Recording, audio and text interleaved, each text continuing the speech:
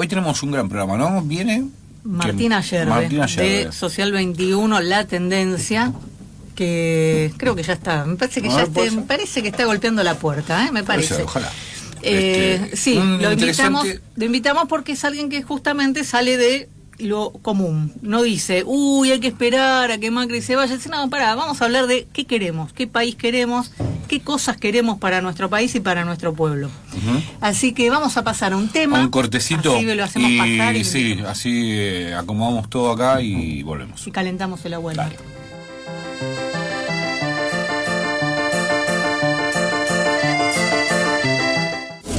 11:37 y volvemos aquí en FM La Boca y estamos con Martina Yerbe, que bueno, veníamos hablando un poco de cómo surge, ¿no? Su corriente, digamos. Pero está bueno porque estaba contando justo la historia, así que me gustaría que lo repitas, todo esto que acabas de decir. Por eso lo vamos a hacer de nuevo, menos mal que lo hagáis.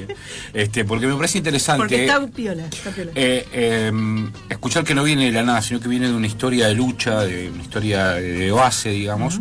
Y está bueno las ideas que hay que renovar, ¿no? Y que explique un poco, digamos, la diferencia entre un modelo y otro modelo sindical. A ver cuál es el que preferimos para el país del futuro, digamos, si queremos.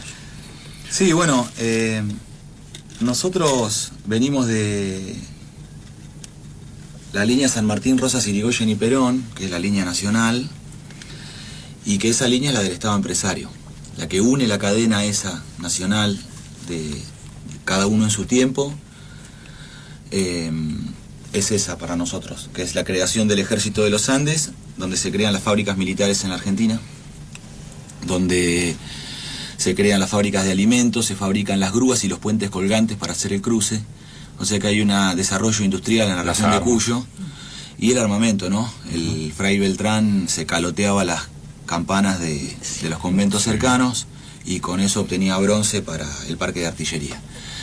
Se montó la primera fábrica de pólvora, y todo eso se hizo con humildes manuales de física y matemática y química.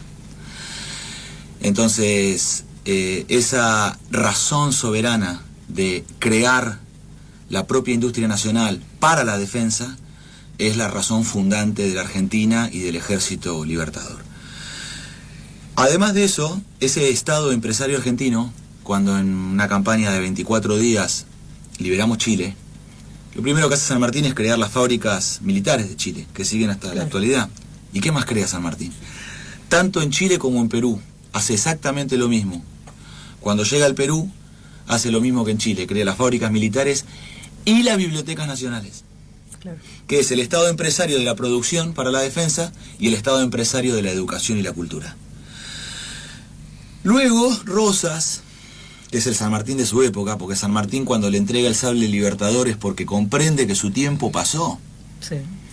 Y que tiene que haber un nuevo tiempo con una energía que él ya no tiene. Y ese hombre imperfecto, como imperfecto fue San Martín, es Rosas. Y San Martín comprende que el sable libertador, esa entrega del sable es el trasvasamiento generacional. Tal cual. ¿No? Entonces, Rosas, ¿qué crea? Nacionaliza el comercio exterior creando la Administración General de Puertos y la Ley de Aduana. Entonces, los argentinos nacionalizamos el comercio exterior hace 150 años, que ya lo hicimos. Entonces, no aceptamos nosotros desde Social 21 La Tendencia a aquellos que dicen, no, el mundo cambió, ahora no se puede. Los que dicen que no se puede son los que prepararon el terreno para que estos chantas que hoy gobiernan, estos tanitos ladrones de la burguesía nacional, hoy sean el gobierno de la Embajada Norteamericana en Argentina. Porque simplemente diciendo que sí se podía con un ecuatoriano y con una candidata a vicepresidenta de la Nación que lee y escribe con dificultad y habla con dificultad. Entonces hay que empezar a revisar un poco. Cuando Rosas enfrenta a la flota anglo-francesa en 1845, es porque 10 años antes, en 1835, su política de nacionalización del comercio exterior se mantenía incolume. Entonces Inglaterra y Francia, que son los imperialismos de la época, San Martín enfrentó al imperialismo español, y Rosas al imperialismo heredero, que es el inglés y el francés. 90 buques mercantes, 20 de guerra vienen navegando arriba a las aguas nuestras. Con mitre. 20 de guerra vienen con sus banderas. Ese triunfo que canta hermosamente Alfredo Zitarrosa hablaba de que los 90 buques mercantes tenían una custodia de 20 buques de guerra para penetrar los ríos interiores y destruir la industria nacional, que es lo que Rosas viene a proteger, con aranceles aduaneros de hasta el 50% en los productos. Luego de eso viene Irigoyen. Los radicales deben recordar que no son amarillos, que llevan el rojo de Rosas en su bandera y el blanco de Oribe, que era el Rosas de la banda oriental, del otro lado del río. De ahí vienen. Sí, me parece que se olvidaron de eso. Entonces, ¿qué hacen los radicales? Sí, y quiero recordar también ahí que hay, cuando, digamos, avanzan después en la vuelta obligado, digamos, que llegan y pasan los barcos, digamos, el nacionalismo de la gente de ese momento impide, digamos, los tipos bajan tratan a de vender y no le compraba a nadie y se tienen que ir derrotados, o sea, doblemente, digamos, porque se van con lo que vinieron. Angosturas del quebracho, de aquí no pasan, de aquí no pasan. Entonces, lo que frena es la concepción de pueblo en armas, nación y pueblo en armas. Es sanmartiniana esa concepción. Es el pueblo haciendo la guerra. Siempre fue así. Es la historia de los pobres, es la historia de los oprimidos, es la historia de la Argentina y de la patria grande. Irigoyen nos da un legado único a los argentinos, que es la creación de la primera empresa estatal de petróleo del mundo. Ni los rusos de Lenin y Stalin lo hicieron. Primero fueron los argentinos creando YPF en 1922. Los rusos lo hicieron después. Y lo hicieron bien también, ¿eh? No es que... Pero bueno, Rusia es un país grande, es un país con una historia quizás mucho más antigua que la Argentina. Nosotros somos una patria joven. Pero esta impronta que tiene la Argentina, no sé qué, esta mezcla de diosa con pantera que tiene nuestra patria y nuestro pueblo, hizo que creáramos el petróleo estatal. Todo el petróleo siempre fue privado. Y además, cuando Irigoyen lo manda a Mosconi en su periplo latinoamericano, se entrevista con Lázaro Cárdenas en México, que había nacionalizado los hidrocarburos, pero no sabía qué hacer con ellos. De acuerdo. Porque estaba en manos de los ingleses y norteamericanos. Entonces, se crea Pemex a imagen y semejanza de la YPF argentina. Se crea Petrobras en Brasil a imagen y semejanza. Se crea ANCAP en Uruguay, Agencia Nacional de Combustibles, Alcoholes y Petróleo. Sí. Y se crea la YPFB boliviana, que tiene hasta las mismas siglas, Yacimientos Petrolíferos Fiscales Bolivianos. Entonces, ese petróleo de la patria grande, que tanto beneficio y tanto bienestar creó para los pueblos de nuestro continente, es un invento argentino. Y es la unión de la patria grande a través del trabajo y la industria, que es para nosotros la unión más importante. Luego Perón, con 300 empresas del Estado argentino, el Estado empresario peronista, 300 empresas estatales que cubrían los más diversos rubros, las más diversas tareas, los más diversos productos, manufacturas y servicios que se hacía cargo el Estado empresario argentino. Entonces, esa línea nacional de San Martín, Rosas, Irigoyen y Perón no es solamente una línea nacionalista de concepciones ideológicas y culturales, sino que además lo que ata a todo eso es el Estado empresario.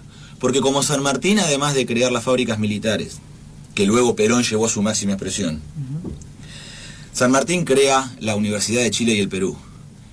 E Irigoyen, en 1918, crea un evento de vanguardia en la historia de la humanidad, que es la reforma universitaria.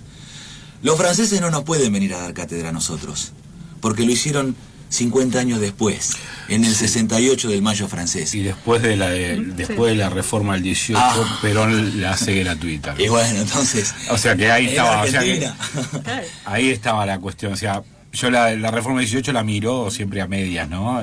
Pero bueno, es interesante. ¿Para la época? Para la época fue revolucionario. No hubo más... Y además, voy a reivindicar a Irigoyen en estos términos porque nosotros venimos, los peronistas somos hijos de los radicales.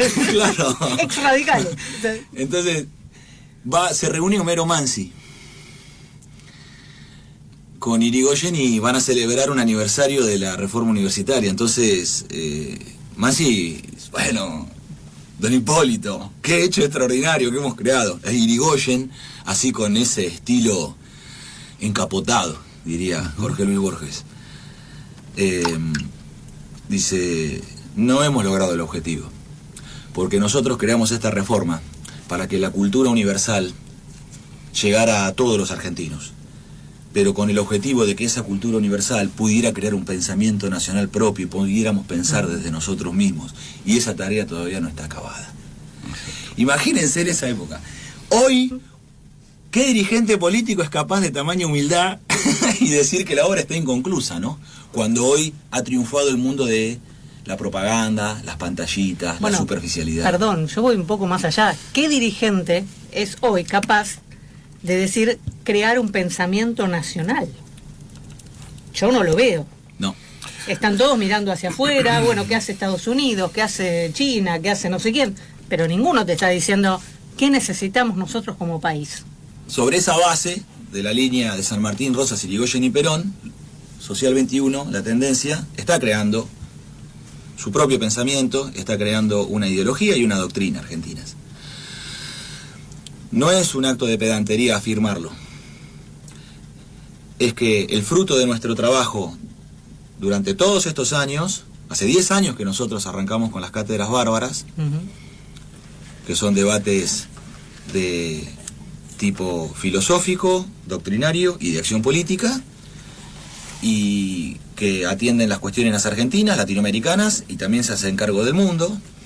Hace 10 años que venimos haciendo eso y planteando esta línea. Entonces hay una acumulación de trabajo, que es el poder que tenemos los trabajadores, el poder limpio de la clase obrera, el poder del trabajo y las ideas, no el de la guita, no el del aparato. Entonces, ese poder limpio que tenemos acumula y restaña sus heridas y vuelve a trabajar, porque la voluntad y el deseo es tan fuerte que no es que las ganamos todas siempre. Y no. Bueno, pero como le decía a uno de los viejos nuestros, un nieto, decía, abuelo, vos siempre contás todas las que ganás, ¿nunca perdiste? Bueno, sí, pero esas yo se las dejo contar al que ganó. Sí. Muy bien.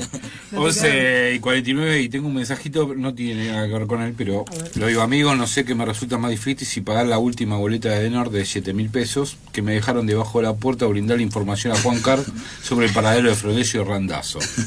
Abrazos, Abel. Bien. Sí, un poco... nosotros celebramos que haya gente como vos, Martín, que esté pensando. Nosotros hace poco tiempo, digamos, al menos yo, que estamos en medio de comunicación, hace un par de años, cuando casualmente empieza Macri, digamos, yo tengo digo, este tipo, como viene censura, viene otra vez toda esta movida, nosotros largamos, digamos, un programa político en otro lado. Y venimos recorriendo distintos caminos, ¿no? A veces cuesta, hoy arrancaba un poco el editorial de ahora hablando de que el problema es que falta temáticas, o sea, falta hablar de temas y no tanto de dirigentes. Me parece que en los medios de comunicación, en nosotros, en nuestros ámbitos donde podemos militar, aquello, estamos hablando de cosas que realmente no nos importan. Hay que hablar mucho de las cosas, poco de los demás y casi nada de nosotros mismos. Esa es la fórmula del éxito. Nosotros la aplicamos y nos va bien. Estamos creciendo y acumulando todos los días. Entra alguien nuevo, la Social 21, golpeando la puerta, aplaudiendo las manos en la puerta del rancho, todos los días. Y eso ocurre porque hablamos de las cosas. Y el argentino necesita que hablemos de las cosas. Está cansado del conventillo, está cansado del debate a los gritos. Los pobres necesitan que el proyecto valga la pena, que se los convoque para cosas que sean importantes, realmente trascendentes. No que se lo trate desde un materialismo, con un bolso de comida, un rato antes de las elecciones. El pobre necesita que se lo trate como persona, porque es una persona que tiene un cuerpo y un espíritu que merecen respeto y amor. Y eso significa no compadecerse ni adular, como hacen los movimientos sociales con los pobres, que los adulan. El pobre lo que requiere es respeto, que se lo trate como una persona, que se le pida su opinión, que se lo haga participar activamente. Entonces, la adulación es contraria a la liberación, porque paraliza. Y además, a los que somos profundamente argentinos, cuando nos adulan, nos empieza a generar cierta desconfianza, porque sentimos que en cualquier momento nos van a cagar. Entonces, exigimos respeto e imploramos amor. Y ese respeto y ese amor constituyen la personalidad también. Entonces, hablar de las cosas es hablar de la Argentina. ¿Qué hizo la Argentina? Creó el Estado empresario como herramienta por excelencia de la liberación nacional. No la cooperativa, no el microentretenimiento, no los planes sociales, tampoco la pyme librada al mercado capitalista. Porque la pyme subordinada a la empresa multinacional no muerde la mano de quien le da de comer. La pyme subordinada al Estado empresario argentino, como sí ocurrió, y claramente se vio en los 3 gobiernos de Perón, bueno, si es la mano estatal, la muerde capaz. Sí. Pero digamos, tenemos una posibilidad mayor de encuadrarla políticamente, porque dio históricamente entre el 60 y 70% del trabajo, mientras que el Estado empresario y la multinacional extranjera daba el otro 30-40. Esa es más o menos el equilibrio de el Estado empresario como terminal y la pyme como proveedora, como autopartista, como navalpartista. Y ese modelo argentino de desarrollo nos dio un éxito enorme, porque la Argentina logró el pleno empleo tanto en la década del 50 con Perón como en la década del 70. Perón, del 74 al 75, aumenta un 30% el Producto Bruto Interno, se da una crisis de producción y consumo. Sí, en realidad el 64, ¿no?, que se produce el segundo periodo, digamos, de crecimiento más importante de la Argentina, que se da del 64 hasta el 74, ¿no? No, hasta el 76.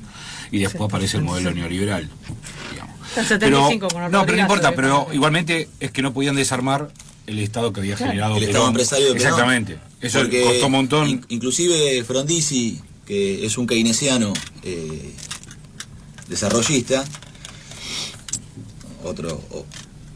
los keynesianos es ideología británica, un lord inglés, un hombre de la reina de Inglaterra. No tiene nada que ver con nosotros. Nosotros no podemos tomar una política del imperio y pensar que con eso nos vamos a liberar. Con eso vamos a seguir siendo dependientes, como lo somos.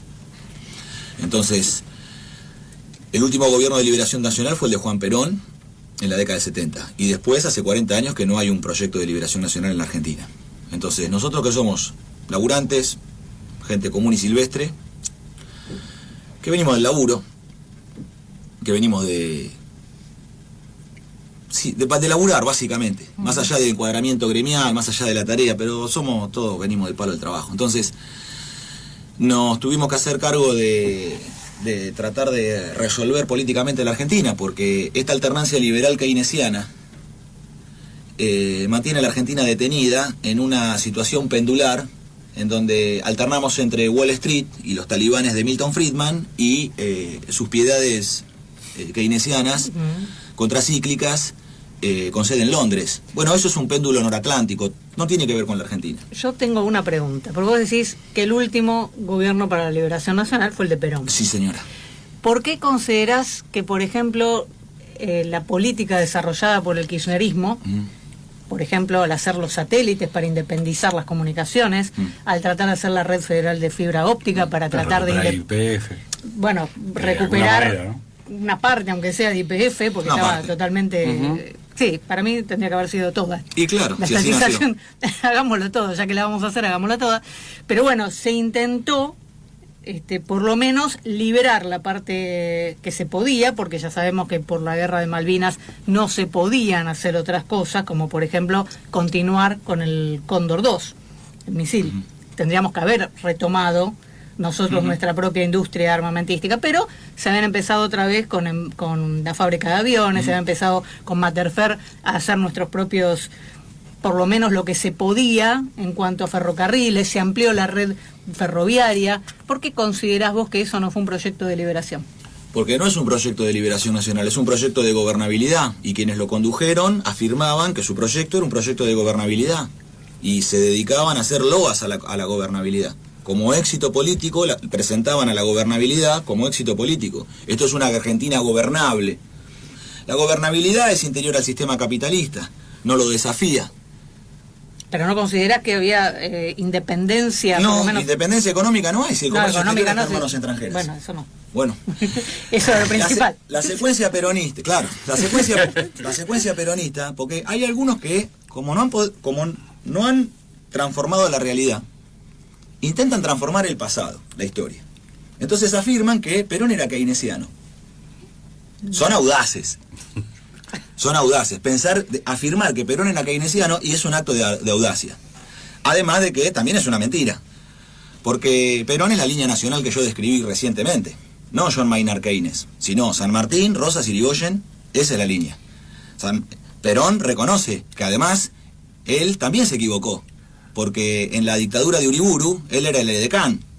Y estaba al cabresto del caballo de Uriburu en el golpe a Irigoyen, que es un golpe petrolero. Y Perón se arrepiente y dice que nos equivocamos porque el golpe era un golpe de los norteamericanos, de la embajada norteamericana, porque cuando Irigoyen crea YPF, a los 30 días viene el golpe de Estado. Rockefeller. Bueno, entonces, Perón nacionalizó el comercio exterior. Sí, que retoma la línea de... La década ganada será ganada para algunos, para nosotros no. Se vivió un poco mejor, qué duda cabe, de lo que veníamos. Porque nosotros nacimos, yo tengo 42. En 1995, cuando Menem privatizó la Argentina, yo estaba estudiando en la escuela técnica. Estaba en el 6º año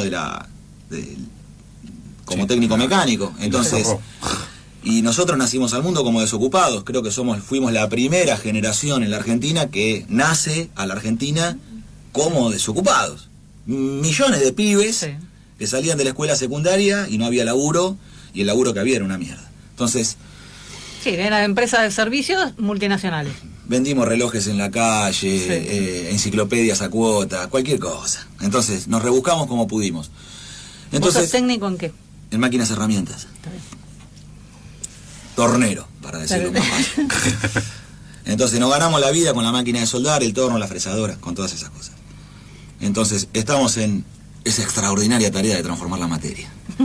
Y, bueno, hay que nacionalizar el comercio exterior por lo siguiente. La Argentina produce alimentos para 460 millones de seres humanos. Esto quiere decir que su producción agrícola y de materias primas está arriba de las 100 millones de toneladas. E importa 30 millones de toneladas de principalmente combustibles y productos manufacturados, de alto valor agregado, con mucha mano de obra. El 92% de los alimentos que la Argentina produce salen allende los mares. Y acá los argentinos nos alimentamos poco, caro y mal con apenas el 8% de la producción. Alguno inocentemente podría pensar, bueno, pero si pidiéramos un poco de piedad keynesiana a la sociedad rural argentina, con un 2% más terminamos con el hambre en la Argentina. Bueno, eso no anda. Ese es el pensamiento. Ese es el pensamiento que pide misericordia y que pide tregua. No anda. No anda. Si seguimos en esa línea y bueno, no vamos a resolver el problema. Siempre están ellos decidiendo quién come y quién no. Entonces nosotros lo que tenemos que hacer es nacionalizar el comercio exterior. ¿De qué manera se hace? Con 2 proyectos de ley que vamos a explicar en el Consejo de Fábricas Astillero Río Santiago, que es una organización libre del pueblo, constituida por trabajadores de astillero y otros que no lo somos, pero que defendemos al astillero desde hace años porque es propiedad social de los medios de producción, porque no es de los trabajadores de astillero. Los trabajadores deben ser sus custodios. Y además son los privilegiados que trabajan ahí y que cobran los sueldos que el astillero paga.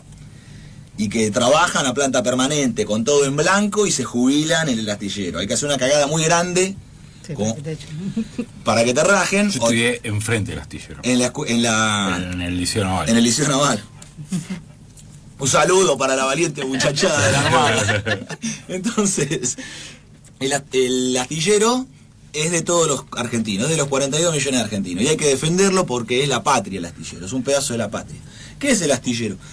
Una fábrica de armas de guerra y de buques que permite a la Argentina tener soberanía en el Atlántico Sur. Nosotros tenemos 2.800.000 kilómetros cuadrados de espacio en continente americano, 1 millón de kilómetros cuadrados en territorio antártico y 6.500.000 kilómetros cuadrados de espacio marítimo argentino. El 63% de la patria está en el mar.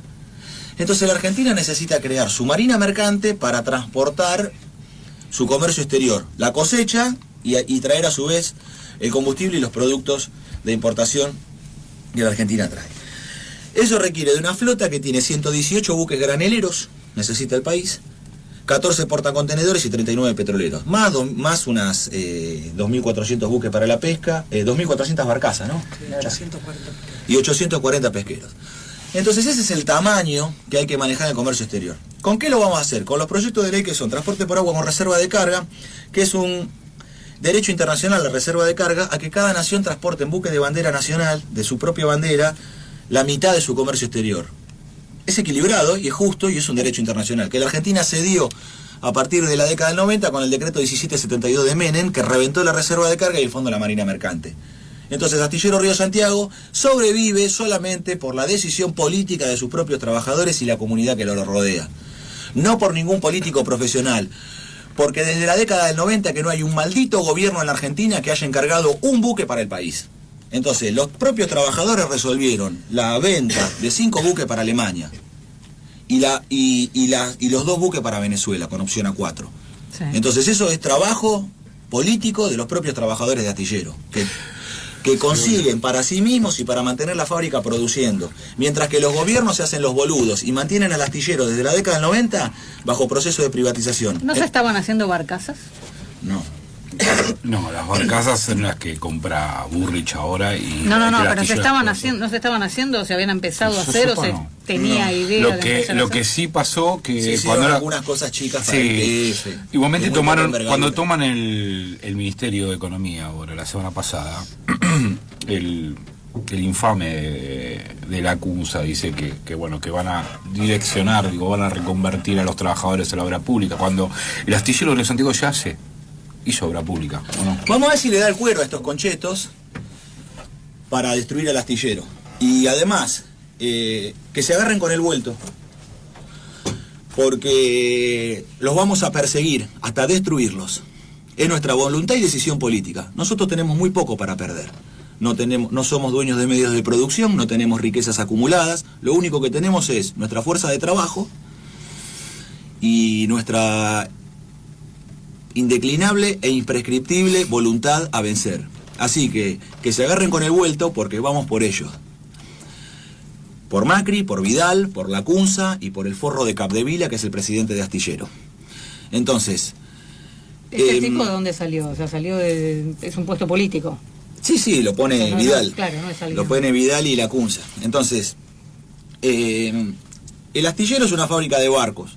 Y además de producir para la marina mercante, como fabricó para Elma, y además de para Empresa de Líneas Marítimas Argentinas, fabricó para Yacimientos Carboníferos Fiscales Flota y para YPF Flota. Bueno, todo eso fue privatizado y destruido en la década del 90.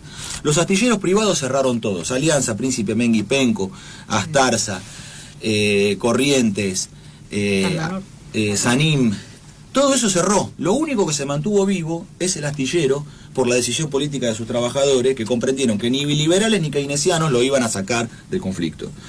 Por eso estamos desde el 1990, hace 28 años, bajo proceso de privatización. El astillero está bajo proceso de privatización. Y los liberales, que intentaron privatizarlo y no pudieron, porque tanto Menem como Duhalde se fueron con el culo roto, porque perdieron en toda la línea.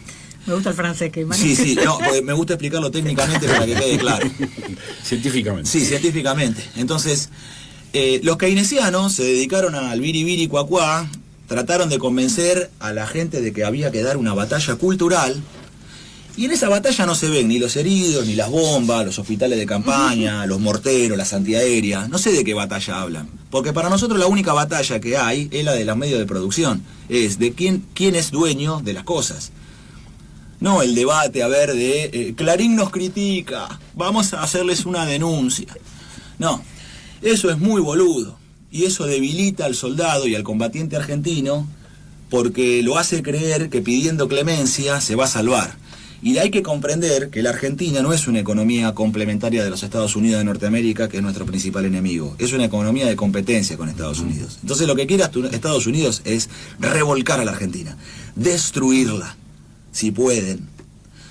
Y eso lo hacen, y lo han demostrado, su voluntad norteamericana, con 30.000 desaparecidos en la década del 70. Porque esa generación no marchaba por políticas contracíclicas. Estaba comprometida con el socialismo nacional.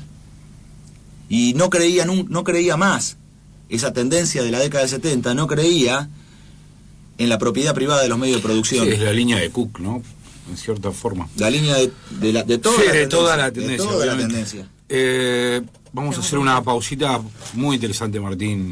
Estamos hablando de Martín Ayerbe, sí, no, obviamente.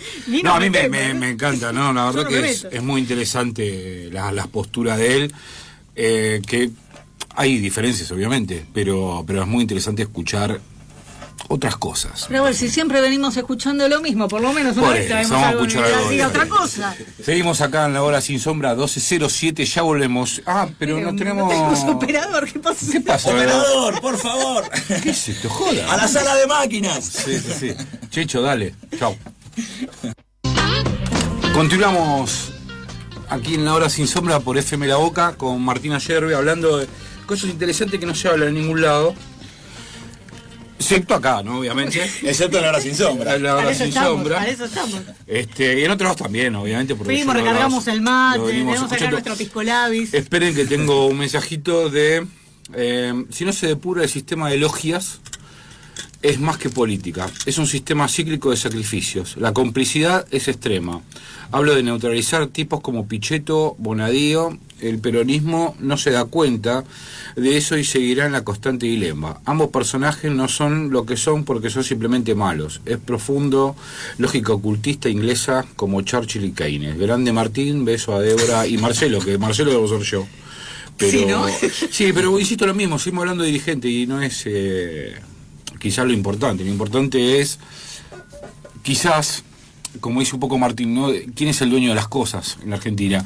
Y en parte lo emparento con el discurso que venimos teniendo con Débora, al menos yo, principalmente, que es dejar de hablar de pobreza, ¿no? Porque hay que distribuir, o sea, en realidad hay que empezar a hablar de riqueza, de quién tiene la riqueza y cómo se la vamos a sacar, para distribuirla mejor, para que dejemos, digamos, que la pobreza sea... El otro día, mirá, ayer veía el programa de Campana, en el otro lado, ¿no? Entonces estaba Mónica Hasenberg mostrando una foto de un pobre durmiendo, ¿no? En un lado. Y yo digo, o sea, el tipo tiene todo habló, obviamente, un hermoso libro, fotógrafo Miquel se llama, que es politólogo, muy interesante, Aluvión se llama el libro, lo presenta el Patria, ¿no? Qué sé yo. Y bueno, todo foto de la gente que se movilizó, digamos, en todos estos 33 meses de Macri. Y es toda gente reclamando, ¿no? Mezclado con gente pobre y toda esta historia. Y digo, ¿y por qué no sacamos fotos de los ricos, ¿no? Haciendo... Porque también eso tenemos la revista Cara. ¿Me entendés? Entonces no hay foto de... Sí, pero el problema es que la revista te lo pone... Pero no hay foto de ostentación. Claro, porque lo que hace la revista Cara es ponértelo como algo lindo, algo agradable, mientras que los que reclaman son los malos, los que están mal que reclaman. Son sucios y tienen olor. Exactamente, en cambio los otros son todo precioso, todo lindo. Entonces lo que tenemos que cambiar, me parece, comunicacionalmente es eso. O sea, el tipo el Ratazzi, que se está llevando la guita en pala y acaba de despedir o a suspender a 2.500 personas, sí, mientras importa los autos, porque hay que decirlo. 7 de cada 10 autos importan. Importa 7 de cada 10 y encima no paga impuestos por esos autos que importan, mientras despide o suspende a 2.500 personas. Pero tiene el gran maestro, ¿no? De la importación de autopartes y autos. Digamos, bueno, el contrabandista, sí, que tenés. Los tanitos, estos coimeros de la burguesía nacional. Que entonces, no son nacionales. Cuando nosotros planteamos hay que volver a industrias aeronáuticas y mecánicas del Estado, porque también hay que ser justo y decir las cosas como son. Acá no es que nosotros estamos planteando... cosas demasiado difíciles, extraordinarias. Los que quieren hacer esto complicado son los chantas que quieren engañar a la gente humilde diciéndole esto es muy complicado. Fíjate cómo se habla. No, bueno, hay que complejizar un poco más. ¿Cómo complejizar un poco más? Más complejo todavía. Vos querés encarajinarle la cabeza a la gente. No, lo que hay que hacer es simplificar y ya militantes de la problemática hay 1 millón. Nosotros tenemos que constituirnos en militantes de la solucionática. Entonces, ¿la solucionática cuál es? Vamos a nacionalizar. Social 21 se va a presentar a elecciones en 2019. Bien. Como pueda. Como pueda. Es la lista de los pobres. Claro. No hay guita, no hay aparato, no hay nada. Y no creo que la burguesía nacional los apoye. No, justamente. Entonces, creo que no, me parece que no. Entonces, lo que vamos a hacer es presentarnos como podamos a elecciones. Si se hace una gran paso nacional, para nosotros sería el mejor escenario posible. Una gran interna nacional, celeste y blanca, en donde cada uno pueda presentar sus candidatos, su propuesta, el que gana conduce, el que pierde acompaña. Entonces, eso tiene que ocurrir porque nosotros vivimos en la Argentina, los demás también existen, y en realidad lo nuevo venimos a ser nosotros. Claro. Lo que recién llega somos nosotros. Entonces, hay un montón que ya existen hace mucho tiempo. Uh-huh. Y bueno, ellos tendrán sus propuestas y también tienen su pasado. Entonces, nosotros, pobres pero limpitos. Tal cual. Y ahí nos vamos a alargar con esta línea. Transporte por agua con reserva de carga nos va a dar 3.500 millones de dólares de flete marítimo para poder facturar. Eso nos deja más de un 33% de ganancia limpia de pelo y barba de esos 3.500 millones que le corresponde a la Argentina. Hoy el país paga 7.000 millones de dólares y ese es un quebranto de la balanza comercial. Si nosotros hacemos la mitad correspondiente, equilibramos los 3.000 que pagamos con los 3.500 que entran, la balanza comercial se estabiliza, dejamos de pagar 7.000 para pagar cero, y además a partir de ahí obtenemos esa facturación y el enorme poder político que da la reserva de carga, porque eso nos permite decidir a nosotros con quién comerciar. Porque hoy Monsanto le da el paquete tecnológico en la tranquera al productor, semilla, fertilizante y herbicida, y le dice: te pago por adelantado de la cosecha, porque esta soja es indestructible. Haya sequía, haya tormenta, hayan bichos, lo que fuere, es indestructible. Entonces, te la pago por adelantado y vengo dentro de 3 meses a levantar. Así funciona el comercio exterior y el nivel de penetración de las multinacionales en la extranjerización de la economía argentina. Entonces, ¿qué tenemos que poner nosotros? La marina mercante construida por Astillero Río Santiago. Bueno, pero Martín, hasta que construyamos los barcos, ¿cuánto nos va a llevar? Bueno, cada barco lleva a buen ritmo de trabajo 2 años. Estos son tiempos que Astillero Río Santiago ha cumplido con los buques para Alemania, donde se valió por sí mismo para hacerlo. Y mientras vamos construyendo los buques, charteamos casco desnudo. Esto significa que alquilás un buque usado en el extranjero con la condición de que ese armador nacional tiene que tener una orden de compra, de construcción de un buque que reemplace a ese en 2 años. Entonces, cuando vos le das, empieza a facturar. Y con la facturación del mercado internacional puede pagar la cuota del barco. El barco requiere un subsidio naval. Toda la industria naval mundial está subsidiada. Esto la mayoría de la gente no la conoce porque nadie se lo explica. Pero la industria naval mundial está subsidiada. ¿Con cuánto? Japón y Corea del Sur, que son los más eficientes, con un 20%. Estados Unidos y Europa con un 30%. Y la Argentina y Brasil necesitan un subsidio del 40%. Ahora, la distancia entre el más eficiente, que es Corea del Sur, y la Argentina, es de un 20% nada más.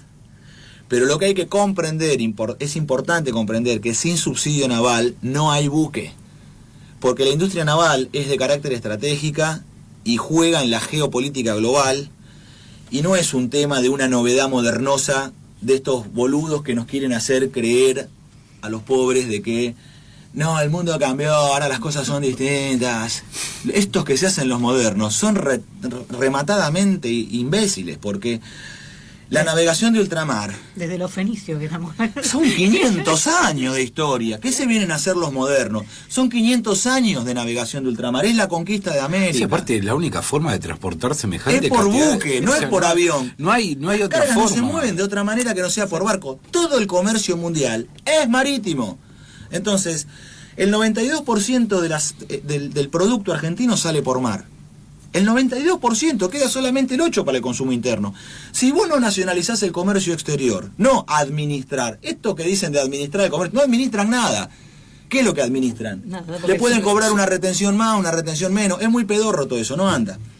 Fíjense tan pedorro que el autor de esa medida es Lustó, que primero es funcionario keynesiano de Scioli en el Banco Provincia. Después se convierte en ministro de Economía keynesiano Vamos a aclarar. Primero lo llevó Solá. de Felipe Solá. De Felipe Solá. Después, funcionario keynesiano, ministro de Economía de Cristina. Después lo lleva Alberto. Después, ¿No? sí, otra perlita cultivada.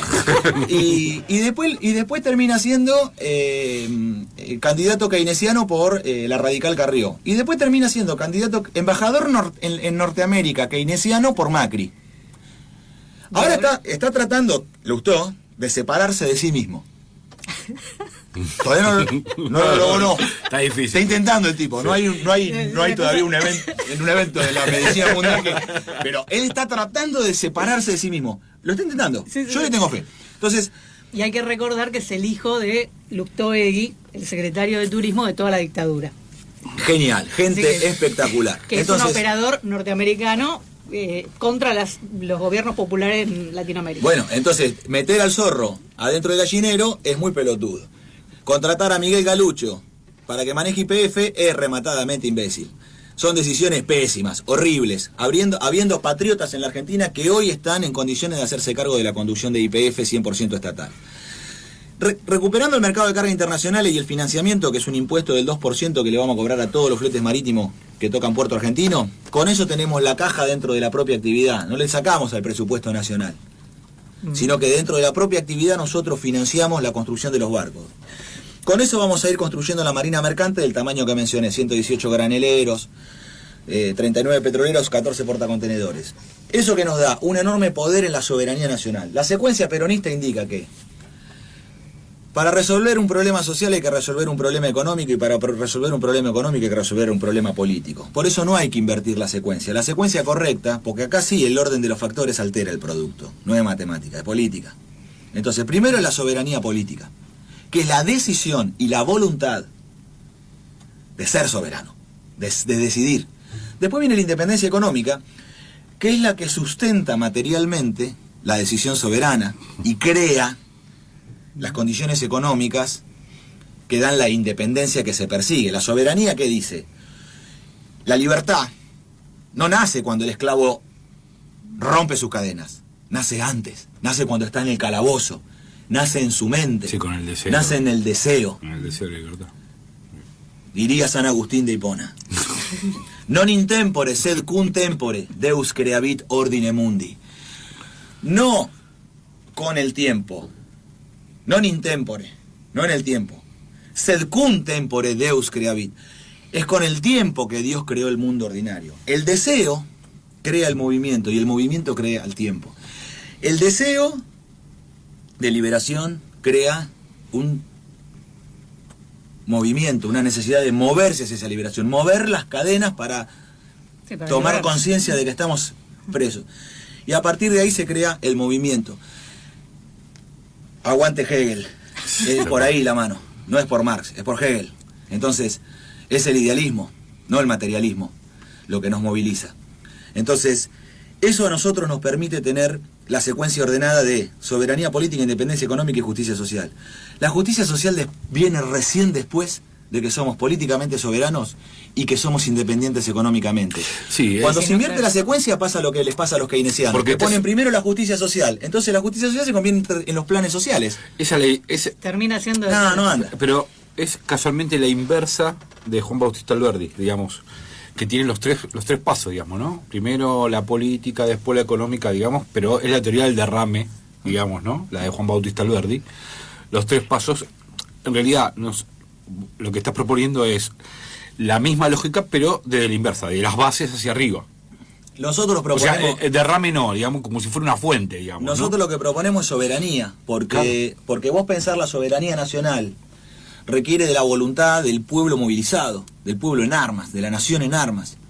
Y la nación en armas no es salir a cagarse a tiros inmediatamente. La nación en armas es la concepción de que la Argentina es un país dependiente de los Estados Unidos de Norteamérica, sometido.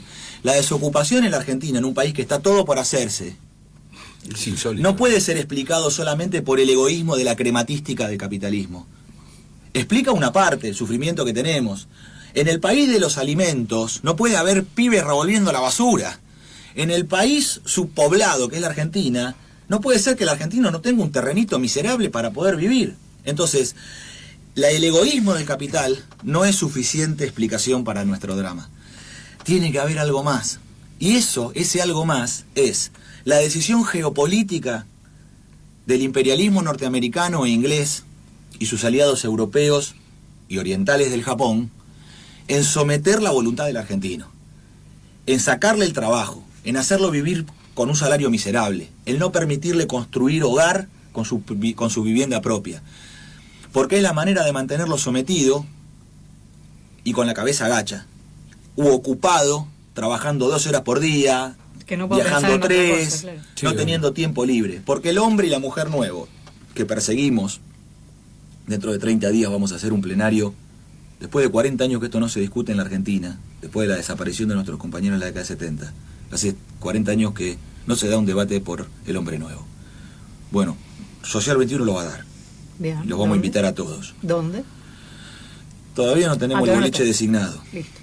Como somos pobres y caravaneros, andamos de gira ahí, no mágica y misteriosa. En algún momento sabremos dónde. En algún momento los mendigos de Social 21, alguien les pondrá una llave en la mano y dirán, bueno, acá te di la llave del local, hacelo acá. Entonces, hay una geopolítica del imperio que nos produjo 30.000 desaparecidos. ¿Para qué? Para destruir esa voluntad inquebrantable que tenían nuestros 30.000. Porque además de las 3 razones que bien explica José Pablo Feynman de la desaparición de los 30.000,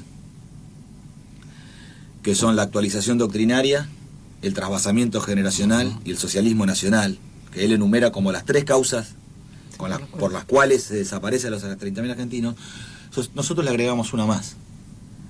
Coincidimos con esas 3 y le agregamos una más, que se llama la razón subjetiva, que es un texto que después les vamos a pasar. ¿Qué es esa razón subjetiva? En el 70 había compañeros que tenían piquito de oro. A ver, explícanos. Como ustedes dos, como yo, piquito de oro. Sí. ¿No? Hablan demasiado. Se desenvuelven bien hablando con la lengua. Han desarrollado la lengua extraordinariamente, entonces laburan con la lengua. Entonces, bueno, explican las cosas, son didácticos, logran transmitir, los compañeros le piden que hablen, che, habla vos o explica vos, che, llamalo a tal, que venga, que explique acá, que están los compañeros reunidos. ¿Qué es lo que ocurre? Que hay algunos que son piquito de oro, Ortega Peña, ¿no? John William Cook tenía piquito de oro. Todos esos eran así. Pero en los barrios, en las barriadas pobres, en la fábrica, en las comisiones internas de la fábrica, en las villas miserias argentinas, había millones de argentinos alineados en la tendencia. Es del interior, atendera. Había millones de argentinos alineados en la tendencia, en este sueño del socialismo nacional, que en realidad no lo podían explicar a veces con palabras, pero lo explicaban a través de la elocuencia de sus propios actos. Vivían de la misma forma en la cual hablaban. Vivían en la misma forma de la cual pensaban. Entonces, eso nosotros lo denominamos parresía. Los griegos, los parresiastex, que eran aquellos que vivían de la misma manera que hablaban. Un parresiastex, ¿quién era? Se me ocurre Sócrates, por ejemplo. Sócrates, se me ocurre el otro, ¿cómo se llama? El cínico. Que dijo, no, yo no me arrepiento de lo que he dicho. Sí. Entonces, hasta el último minuto. He peleado por Grecia como soldado. Es mi patria. No acepto el destierro, porque es peor que la muerte. Sí, por eso se queda... Tampoco acepto desdecirme, porque si yo me desdigo dejaría de ser quien soy. Y ya he vivido lo suficiente y soy la persona que soy. Así que acepto la cicuta para seguir siendo quien soy en mi patria. Entonces, ese hecho trascendente de la humanidad, de un ser humano universal dando testimonio, como también lo hace el Cristo, cuando también da testimonio por su propia vida, son hechos profundos de los cuales seguimos hablando 3.000, 2.000 años después, Y eso también lo encarnó la tendencia en la década del 70. Porque esos compañeros que vivían de la misma manera que pensaban, constituían parresía. Y cuando el proyecto es la propia vida, la única manera de frenarlo es con la muerte. Y cuando Videla dice y reconoce que los 30.000 son la solución final para el problema argentino, son la solución final, lo que demuestra no es fortaleza, Videla, es debilidad. Porque en los 70 no nos pudieron convencer a nosotros, ni en la calle, ni en el barrio, ni en la escuela secundaria, ni en la facultad, ni tampoco en la fábrica. No nos podían ganar el debate. Y por eso tuvieron que aniquilarnos. Es mentira que fuimos derrotados. No aceptamos nosotros esos que dicen que fuimos derrotados en el 70. Fuimos exterminados, que es otra cosa. Los cristianos no fueron derrotados por el Imperio Romano. Fueron exterminados. Fueron perseguidos y exterminados. No es lo mismo una derrota que un exterminio. Entonces, y no nos pudieron matar a todos. Y estamos de vuelta, en el siglo XXI, encarnando exactamente el mismo proyecto de liberación de los 30.000, que para nosotros es Estado empresario, que es la propiedad social de los medios de producción, economía de equivalencias, que es una nueva economía que estamos creando los argentinos por nosotros mismos, que tiene como base la teoría del valor de Carlos Marx, que es para nosotros lo más avanzado en términos de economía, es superior a Adam Smith y es superior a David y Ricardo, que son otros fuertes que piensan, ¿no? Y también tenemos las expresiones nacionales propias, ¿eh? Hessel. Hay un argentino, Hessel, pariente del que hizo la villa, que el tipo sabe lo que decía, otro loco como nosotros. Decía, nosotros deberíamos emitir el peso argentino, el dinero argentino, con vencimiento. Sí, eso todo. Entonces, emitimos esta guita este año y al año que gastar. Y la tenés que gastar. Sí, vos y se acaba. ¿Por qué? Porque vence. Claro, ese pensamiento, y aparte no se puede acumular, ¿no? Sí, porque es cierto, la guita no fue creada para el ahorro, fue creada para el intercambio. Ese pensamiento está muy presente en el 2000. Retoma, digamos, episodios, no conocía que era por él. Pero es interesante también ver cómo se van apareciendo cosas, digamos, que tengan que ver con el pensamiento nacional, ¿no? Cómo uno empieza a ver, digamos, en época de crisis, porque cuando uno le va más o menos bien, está más que nada en el disfrute y bueno, en esas cosas que europeas, si se quiere, ¿no? De ir a comer una pizza afuera, y no tiene tiempo de pensar, porque la crisis realmente te deja solo, y la angustia, digamos, te hace reflexionar de por qué. Primero, obviamente, empieza la exteriorización, ¿no? Culpa de, como hace Macri, ¿no? Culpa de China, culpa de Turquía, culpa de algo. Pero después llega la verdadera, ¿no? En algún momento va a decir soy yo, pero lo va a hacer aguada, digamos, si es que está vivo, ¿no? Pero frente al embajador norteamericano. Exactamente. Sí, bueno, eso ya se lo dijo. Pero bueno, no nos vamos a enterar. 12:35 y vamos a un corte. Continuamos. Débora. Te había quedado pendiente algo.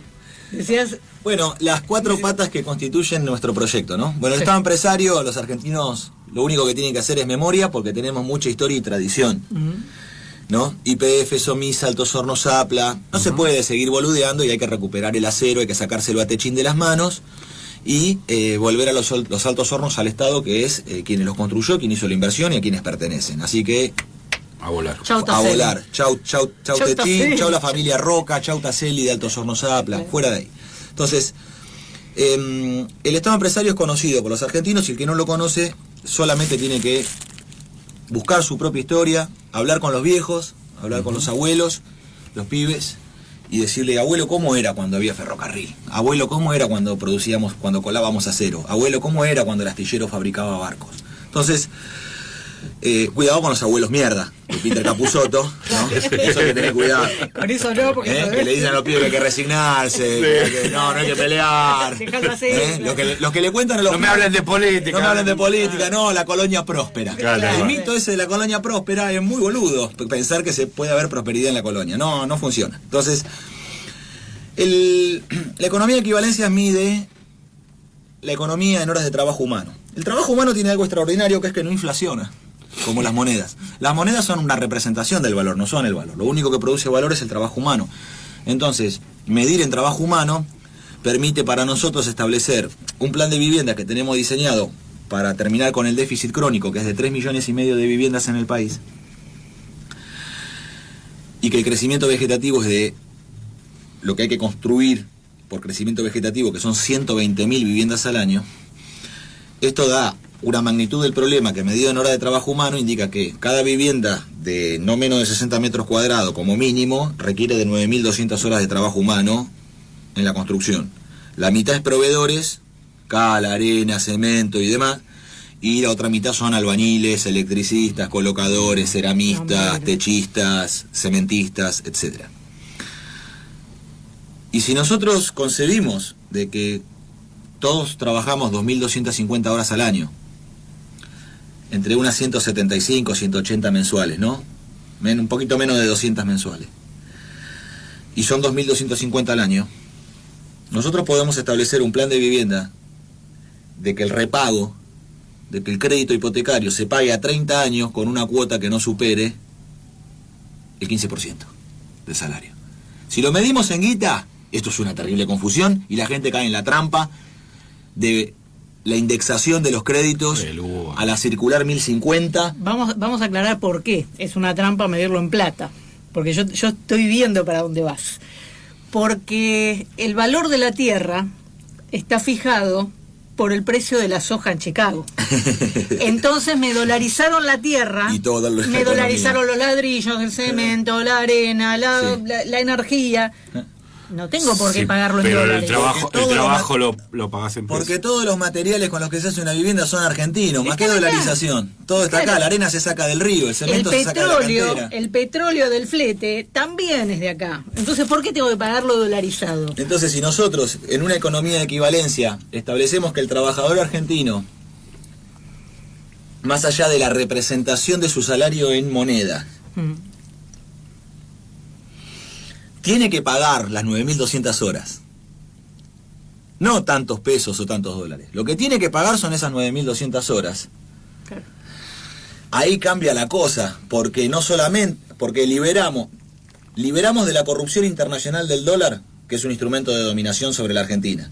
El dólar es la moneda de intercambio del comercio exterior mundial. Desde 1968. Entonces el dólar norteamericano no es una herramienta de liberación, es una herramienta de dominio del país. Hay que salir de hay que ir por la nacionalización de la banca del comercio exterior. Como explicamos nosotros lo que vamos a hacer con el comercio exterior a través de los proyectos de ley de Astillero Río Santiago, que hoy van a estar en debate en el Consejo de Fábrica, en el Club del Astillero, vamos por la nacionalización de la banca, con el cual algún día deberíamos venir aquí con Rodolfo Pablo Trever, que es nuestro economista de estrella, la gran esperanza blanca de Social 21. Hay mucha negritud en Social 21. Entonces nos conseguimos uno de la capital. Uno blanquito. Que funciona. Consiguieron uno blanco para... Trabaja en el Banco Central. Está bien. Sí. El establishment no le puede pegar por ese lado. Es rubio y de ojos celestes y a su paso levanta unos suspiros. Está bien. Te digo. Bien. Entonces anda bien. Chica... Anda bien. Entonces, Rodolfo Pablo Trever es nuestro candidato a jefe de gobierno por la Ciudad de Buenos Aires. Tenemos el mejor candidato a jefe de gobierno de todas las fuerzas políticas.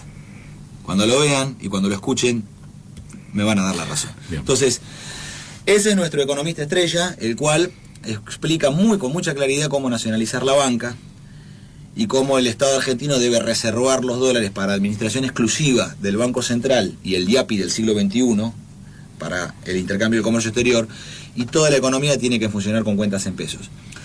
Porque si no, toda la burguesía nacional, que acumula cuentas en dólares, presiona para que haya devaluación, porque la devaluación la hace inmediatamente rica sin hacer nada. Claro.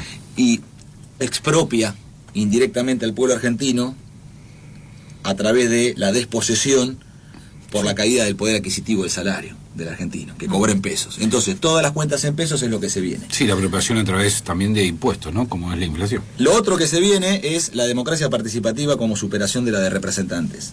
Eso me encanta. A ver, nosotros no solamente tenemos que votar representantes, sino que además tenemos que votar ideas, propuestas y proyectos.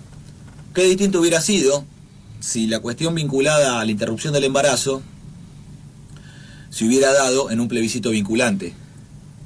Y eso quiere decir abancarse la decisión. Claro. Abancarse la decisión. ¿Qué pasaría si pusiéramos en discusión el pago o no de la deuda externa? Pará, loco, el pueblo de eso no entiende. ¿Y quién sí entiende? Perdón, ¿y por qué lo tengo que pagar si no entiendo? ¿Quién sí entiende? ¿Quiénes son los que sí entienden? ¿Los ministros de Economía? Los que tomaron la deuda. Los que tomaron la deuda. Entonces, a nosotros no nos importa 3 carajos que el pueblo entienda o no entienda del tema.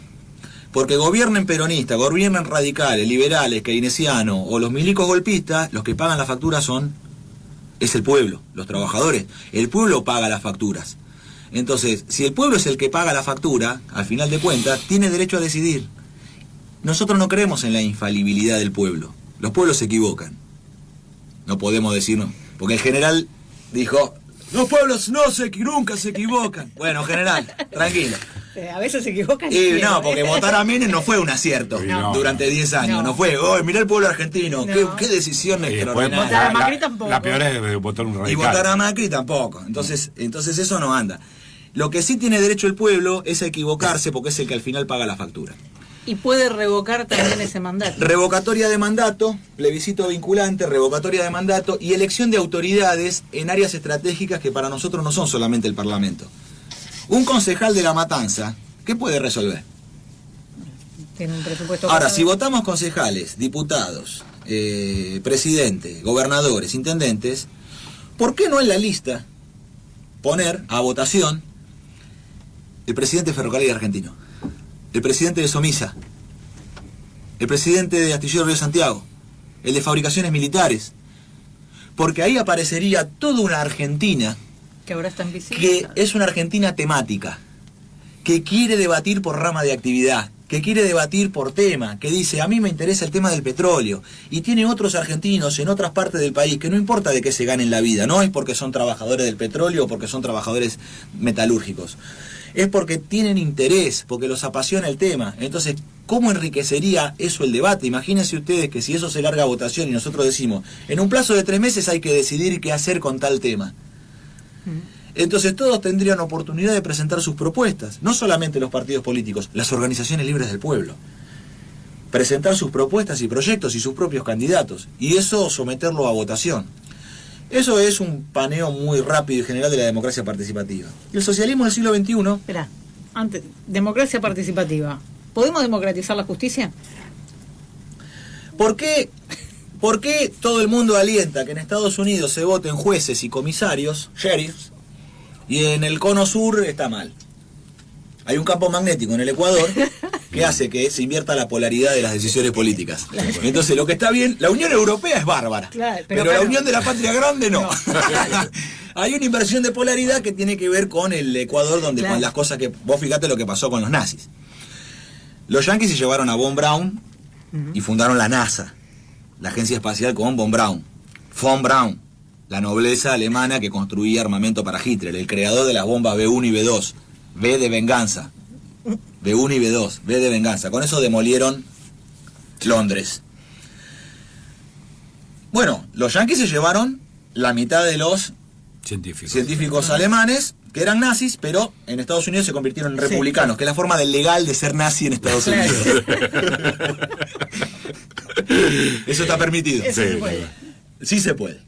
Y los rusos se llevaron a la otra mitad de científicos alemanes y dejaron de ser nazis y se convirtieron en comunistas. Claro. Sí. Por de la nada, sí. Una varita mágica de Stalin, ¡tac!, se hicieron comunistas al toque. Pero los ingenieros alemanes como Kurt Tank, Pulqui 2, Área Material Córdoba, vino acá. que trajo Perón a la Argentina, se volvieron doblemente nazis. Sí. por el hecho de ser nazis de origen y por el hecho de ser peronistas. Claro. Eso los convierte doblemente en nazis. Pasaron el Ecuador Y la polaridad los volvió doblemente nazis. Más nazis todavía. Entonces, a la mierda con esos pensamientos de colonización que no nos sirven para pensar y nos atrapan en un sistema de referencia que no es el nuestro, sino que es el del norte. Nosotros somos suramericanos, nosotros somos australes, nosotros somos el país más austral del mundo. Más que Australia, nosotros estamos en... Nuestro país va desde la Quiaca hasta la Antártida, y el centro de nuestro país es la Tierra del Fuego. Ni Buenos Aires, ni Córdoba, ni Mendoza. El socialismo del siglo XXI lo que pretende construir es una patria grande en unidad para que le dé los factores de escala que la patria necesita para poder liberarse de las multinacionales, que es la expresión del imperialismo en la vida actual. Entonces, las embajadas extranjeras lo que defienden es a los pulpos, a los tanques de las multinacionales que dominan el comercio exterior, que dominan el plano del acero, que dominan el petróleo, que dominan los alimentos, que dominan el intercambio con el mundo. Y solo es posible la unidad de la patria grande para liberarnos porque la Argentina, aunque tenga todos los recursos naturales que necesita, aunque su pueblo trabajador tenga las más altas capacidades, como vos manifestabas, de nosotros podemos manejar el plano satelital, manejamos el plano de la industria de la defensa, centrales nucleares. Hay 3 cosas difíciles para fabricar en el mundo. Armas de guerra, Artillero Río Santiago las fabrica, bajo normas military de la OTAN. Cumple con todas las más altas exigencias del mundo. Centrales nucleares. Artillero Río Santiago fabrica componentes nucleares. La bomba de parada de embalse, los embebidos de Acucha. Ahora tenemos un satélite de diseño y fabricación propio, ¿no? El RA-10, etcétera. Manejamos las 2 tecnologías, Canadian Deuterio de Ontario Hydro y la tecnología KWU de Alemania. Agua pesada, agua liviana, uranio enriquecido, sin enriquecer. Sí. Dominamos todo. Tenemos todo. Entonces, y el plano aeroespacial. Cohetes, aviones caza interceptores, satélites. Entonces la Argentina, las 3 cosas que hay difíciles para fabricar en el mundo, las hace las 3. ¿Cómo puede ser que si somos capaces de todo eso, no seamos capaces de fabricar cosas que hacíamos nosotros en la escuela técnica, en el segundo año de la escuela técnica, después del primer año, limar la masa, el martillo, hacer la pico del oro, a sierra y a lima? Entonces, hay que enchufarse las pilas y cortarla con la pavada, hay que hablar de las cosas y comprender de que si la Argentina no nacionaliza el comercio exterior, no puede sustituir importaciones. Y lo mismo la patria grande. Entonces, a Bolivia le va a costar industrializarse, porque no tiene tradición, no tiene a un Mosconi, a un Sabio, a un Perón, a un Irigoyen de antecedente. Evo, García Linera y Choquehuanca son todos nuevitos. Claro, son nuevitos. Entonces, somos los argentinos los que tenemos que llevar nuestra potencia industrializante hacia el continente. Esto significa transferencia tecnológica. Entonces, el socialismo del siglo XXI que impulsamos lo que plantea es: nosotros tenemos que montar 20 centrales nucleares en Venezuela. Primero que tenemos que montar como mínimo una central nuclear, una nucleoeléctrica en cada provincia argentina. No solamente para abastecer de energía cada provincia, sino para que cada provincia se apodere del plano nuclear. Porque quien domina la energía nuclear está en un estándar de calidad que el desarrollo de proveedores industriales que genera hacia abajo califica en general a la sociedad, y al obrero industrial le eleva la categoría, aumenta el valor agregado y mejora los salarios y las condiciones de vida. Nos libera a través del conocimiento, del estudio y de la cultura. Va en contra del embrutecimiento al cual estos chantas nos quieren llevar, diciendo que Astillero, que fabrica armas de guerra y componentes nucleares, tiene que hacer obra pública. Nos quieren entregar a la corrupción de la UOCRA, del buche de Gerardo Martínez, Servicio de Inteligencia del Batallón 601, y la corrupción de la Cámara Argentina de la Construcción, de Macri, Calcaterra, Lázaro Báez y todos esos. Entonces, nosotros tenemos personal calificado en CONEA, en INVAP, en Río Santiago, en fabricaciones militares, listo para liberar a la patria. Tenemos la gente. Se nos están poniendo viejos, se nos empiezan a jubilar. Gracias. Tenemos que hacer el trasvasamiento generacional, porque si no los jóvenes no van a poder apoderarse de esos saberes, de la mano de obra, ¿no?, que se transmite Sí. En el taller, no en la universidad. Los ingenieros son ingenieros. Claro. Sí, lo hemos pasado ahora con... Sí. En el taller pasa otra cosa. Lo que pasa, por ejemplo, con Atucha, que lo están cerrando y quedan los soldadores. Ahí está. Ahí tenés el... Yo te digo, quedan 4 minutos del programa, así que en 4 minutos... Pachacuti y Pachamama. Dale. El socialismo del siglo XXI que nosotros impulsamos, además de la unidad continental para enfrentar al imperialismo a través de sus industrias del Estado empresario, lo que impulsa es el equilibrio que manifiestan los pueblos originarios, como manifiesta el canciller Choquehuanca, que dice: nosotros queremos la libertad, pero la libertad no es suficiente para nosotros, porque es mediada entre hombres y mujeres, entre seres humanos. Nosotros vamos más allá de esa libertad, que es el equilibrio, con el hermano puma, con el hermano árbol, con la montaña, con el río, porque ese equilibrio, esa relación de equilibrio con la Pachamama es necesaria, porque la Pachamama es la madre de la cual todos venimos. Nos da la casa, nos da el vestido, nos da el alimento y todo para realizar nuestra vida. Y nosotros tenemos que ser prudentes y cuidadosos con ella, porque es una madre que cuando sus hijos la lastiman, tampoco se queja. Y depende de nuestra conciencia que esto ocurra. Hay 3 ideas de Dios y una de la Pachamama. Decían los racionalistas, Descartes: nuestra idea de la percepción, de la perfección viene no de nosotros, sino de algo superior, porque nosotros somos seres imperfectos y quien puede lo más puede lo menos, pero quien es imperfecto no puede crear la perfección. Entonces la perfección debe venir de Dios. Claro. Los curas aplaudían hasta con los cachetes del culo en esa época y dicen: tráiganlo a Descartes, es un fenómeno. Nos da una justificación racional de la existencia de Dios a los teólogos. Cuando los envaselina de ese modo a los curas, después larga el cogito ergo sum, que es la razón cartesiana fundante del capitalismo, el pienso luego existo. Entonces, como los negros del África... Pienso, dudo, luego existo. Como los negros del África y los indios de América no piensan, no existen. Entonces, mátenlos. Claro, que no sí. Después los idealistas manifiestan, que son los que más nos gustan a nosotros. Dicen: todo ocurre en nuestra mente, porque todo ocurre en la conciencia, y los hechos ocurren en la conciencia. Sin conciencia, nada existe. Pero dicen, aunque nuestra vida, que es corta, cuando nosotros dejamos de existir, sin embargo el mundo y los hechos continúan. Entonces quiere decir que hay una conciencia que nos piensa a todos. Hay una conciencia permanente, perpetua, que nos está pensando. Y hay un argentino que hay que buscar, entender, que es medio gorila, pero que dice que nosotros somos producto de un sueño y que existimos porque alguien nos está soñando. Y dicen los naturalistas: Dios ibe natura, Pascal. Dios o la naturaleza. Entonces, tanto una perfección, como lo es la Pachamama, que es perfecta, tanto una conciencia que nos sueña todo el tiempo, como lo es la Pachamama, o la naturaleza o Dios, no se contraponen a la idea de la Pachamama, y hay pensamientos idealistas, pensamientos racionalistas o cristianos o naturalistas, que son complementarios a esta idea de equilibrio y de unidad. Y nos valemos de todos ellos, como lo somos los argentinos, crisol de razas, crisol de culturas y crisol de tecnologías, para pensar nuestra liberación. Bien. Bueno, son y 59, nos quedan 15 segundos. En 15 segundos decime, ¿dónde te podemos leer? Bueno, en las redes sociales, en Social 21 La Tendencia, en Martina Yerbe, que es mi Facebook, manden mensajes ahí. ¿Y tienen algún manifiesto, alguna plataforma? Hay 500 documentos escritos a la actualidad. ¿Dónde? Y se entregan manualmente a la antigua.